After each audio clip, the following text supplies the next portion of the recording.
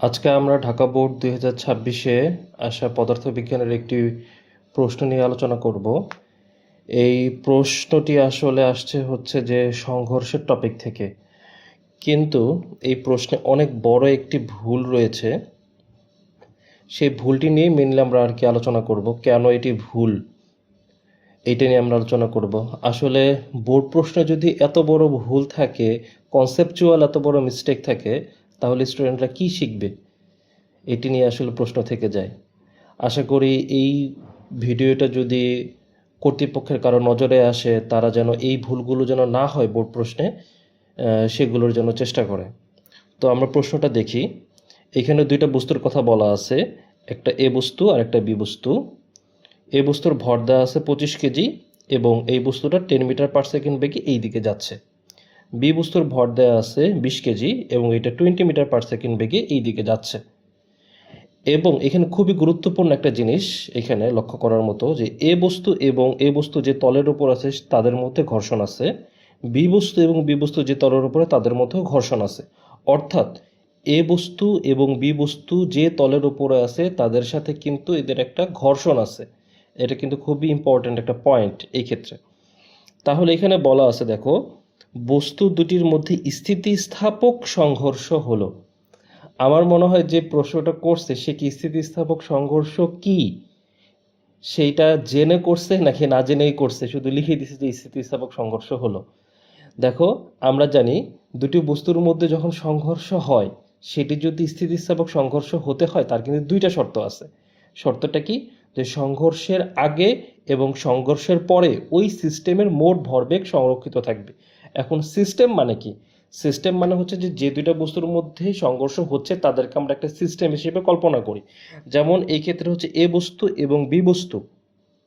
তাহলে এই দুইটা বস্তুর মধ্যে যদি কোনো সংঘর্ষ হয় এবং সেই সংঘর্ষের ফলে যদি সিস্টেমে মোট ভরবেগ সংরক্ষিত থাকে, অর্থাৎ সংঘর্ষের আগে এবং সংঘর্ষের পরে সিস্টেমে মোট ভরবেগ একই থাকে। সিস্টেমে মোট ভরবেগ মানে কি? যে এ বস্তুর ভরবেগ এবং বি বস্তুর ভরবেগের যোগফল, এটা হচ্ছে সিস্টেমের মোট ভরবেগ। যেহেতু আমরা এ এবং বি এই দুইটা বস্তুকে একটা সিস্টেম হিসেবে কনসিডার করতেছি, এখন এই দুইটা বস্তুকে যদি আমরা সিস্টেম হিসেবে কনসিডার না করে ইন্ডিভিজুয়াল বস্তু হিসেবে কনসিডার করি, তাহলে কিন্তু আমাদের ভরবেগ সংরক্ষিত থাকবে না কখনোই। আমাদেরকে কি হিসেবে করতে হবে? আমাদেরকে একটা সিস্টেম হিসেবে কনসিডার করতে হবে দুইটা বস্তুকে। তাহলে আমরা এ এবং বি বস্তুকে যদি একটা সিস্টেম হিসেবে কনসিডার করি, তাহলে এদের মধ্যে যদি সংঘর্ষের আগে এবং সংঘর্ষের পরে এদের মোট ভরবেগ সংরক্ষিত থাকে, তার পাশাপাশি সংঘর্ষের আগে এবং সংঘর্ষের পরে এই সিস্টেমের মোট গতিশক্তিও যদি সংরক্ষিত থাকে, অর্থাৎ সংঘর্ষের আগে সিস্টেমের মোট গতিশক্তি, সংঘর্ষের পরে সিস্টেমের মোট গতিশক্তি যদি ইকুয়াল থাকে, তখন যে সংঘর্ষটা হচ্ছে সেটাকে আমরা বলবো স্থিতিস্থাপক সংঘর্ষ। তাহলে এইখানে দেখো বলা আছে যে এ এবং বি বস্তু যে তলের উপরে আছে সেই তলের মধ্যে কিন্তু ঘর্ষণ আছে। যদি ঘর্ষণ থাকে তার মানে এ এবং বি দুইটা বস্তুকে যদি আমি একটা সিস্টেম হিসেবে কল্পনা করি, তাহলে এই সিস্টেমের উপর কিন্তু বাহ্যিক বল আছে, সেই বাহ্যিক বলটাকেই যে ঘর্ষণ বল। তাহলে যদি কোনো সিস্টেমের উপর বাহ্যিক বল থাকে, তাহলে কিন্তু সেই সিস্টেমের মোট ভরবেগ সংরক্ষিত থাকবে না। কারণ ভরবেগের সংরক্ষণশীলতা নিতে আমাদেরকে কি বলে? কোনো সিস্টেমের উপর প্রযুক্ত বাহ্যিক লব্ধি বল শূন্য হলে ওই সিস্টেমের মোট ভরবেগ সংরক্ষিত থাকবে। তাহলে ভরবেগের সংরক্ষণশীলতা নীতি তখনই খাটবে যখন ওই সিস্টেমের উপর কোনো বাহ্যিক বল থাকবে না। দেখো এখানে কিন্তু ঘ নম্বর কোশ্চেনটা কিন্তু সেভাবেই করছে, যে কোন শর্তে বস্তু দুটির মধ্যে সংঘর্ষের পর ভরবেগ সংরক্ষিত হবে।